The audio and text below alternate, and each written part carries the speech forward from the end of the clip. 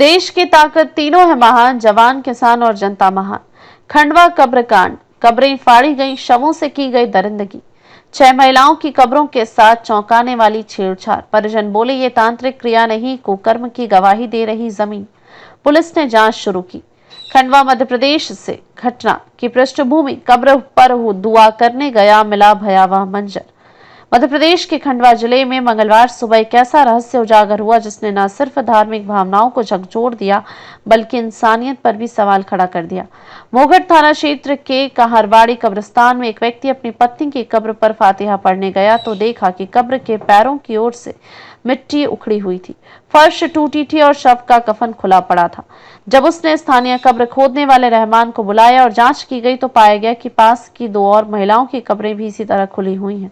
कुछ ही घंटों में शहर से सटे सिहाड़ा गांव से भी 3 महिलाओं की कब्र के साथ छेड़छाड़ की खबर आई। इस तरह कुल 6 महिलाओं की कब्रों में छेड़छाड़ की पुष्टि हुई और अब यह घटना पूरे मध्य प्रदेश में सनसनी का कारण बनी हुई है।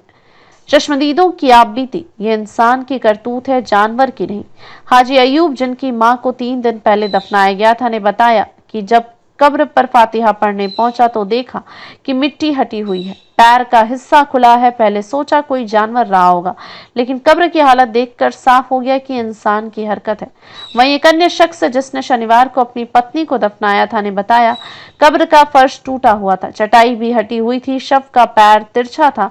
हमारे रिवाज में शव को पश्चिम दिशा की ओर सीधा लिटाया जाता है। यह साफ तौर पर छेड़छाड़ है, तंत्र मंत्र या तांडव। विशेषज्ञों की राय, कुछ लोगों ने शक जाहिर किया कि यह किसी तांत्रिक क्रिया का मामला हो सकता है, लेकिन तांत्रिक क्रियाओं से जुड़े विशेषज्ञों ने संभावना को नकारा।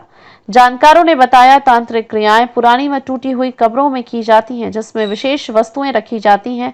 ताजा बनी कब्रों को इस तरह खोलना और शव को अस्त व्यस्त करना तंत्र नहीं, विकृति का संकेत है। पिछले मामलों में समानता, क्या फिर दोहराया गया 2008 जैसा अपराध?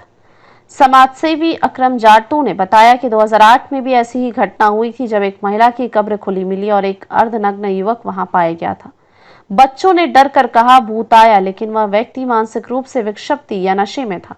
पुलिस ने गिरफ्तार किया था। इस बात से आशंका और गहरी हो जाती है कि खंडवा में कब्रों के साथ विकृति और यौन उत्पीड़न जैसी घिनौनी मानसिकता का सामना हो सकता है। पुलिस की जांच, साइबर सेल और दोनों थानों की टीमें सक्रिय। खंडवा के सीएसपी अभिनव बारंगे ने बताया कि थाना मोघट और कोतवाली पुलिस ने अज्ञात आरोपी के खिलाफ मामला दर्ज कर लिया है। आईपीसी की धारा 297 अंतिम संस्कार में विघ्न डालना और अन्य धाराओं में केस दर्ज। साइबर एक्सपर्ट्स की टीम मोबाइल टावर डेटा के आधार पर संदिग्धों को ट्रेस कर रही है। कब्रिस्तान के केयरटेकर और आसपास रहने वाले नशेड़ी युवकों से पूछताछ की जा रही है। फिलहाल पुलिस अभी तक किसी नतीजे पर नहीं पहुंची है, लेकिन सभी संभावनाओं की गहनता से जांच की जा रही है। सवाल जो प्रशासन से पूछे जाने चाहिए: पहला, कब्रिस्तान जैसे संवेदनशील स्थानों की रात में सुरक्षा व्यवस्था क्यों नहीं? दूसरा, सीसीटीवी कैमरे, नाइट गार्ड और गश्त क्यों नहीं है? तीसरा, क्या यह छेड़छाड़ यौन विकृति की ओर इशारा करती है? चौथा, सिर्फ महिलाओं की कब्रें की ही क्यों निशाना बनी? क्या यह पूर्व नियोजित है? समाज की मांग, दोषियों को सख्त सजा मिले, पीड़ित परिवारों को मानसिक व कानूनी सहयोग मिले, कब्रिस्तानों की सुरक्षा को प्राथमिकता दी जाए, दोषियों को पकड़कर उदाहरणात्मक सजा दी जाए ताकि भविष्य में कोई ऐसी हरकत करने की हिम्मत न करे। निष्कर्ष, यह मामला केवल धार्मिक या सामाजिक नहीं बल्कि नैतिक, मानवता और महिलाओं की गरिमा से जुड़ा प्रश्न है। मृत शरीर की शांति तक अगर सुरक्षित नहीं तो सोचिए हम किस समाज की ओर बढ़ रहे हैं।